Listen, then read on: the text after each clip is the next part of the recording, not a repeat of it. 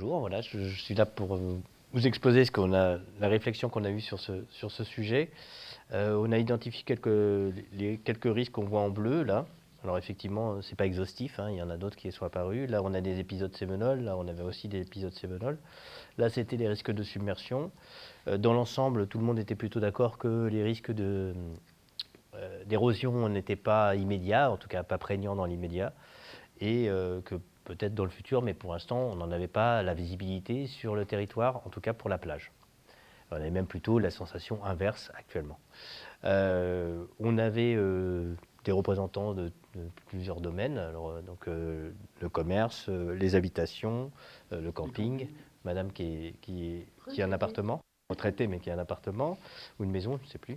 Et voilà, et on a identifié là donc voilà tous les gens qui étaient présents sur le site, pour ma part les campings. Donc on peut retourner, voilà. Donc, où sont situées les activités? On l'a vu sur l'autre plan. Quelles sont les zones sujettes aux aléas, aux inondations? On a vu qu'effectivement, c'était plutôt en bord de mer.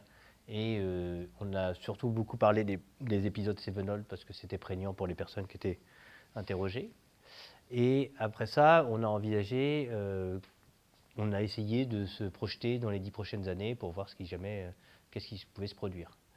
Alors, le recul de la côte, les habitations détruites, c'est ce qui revient assez souvent.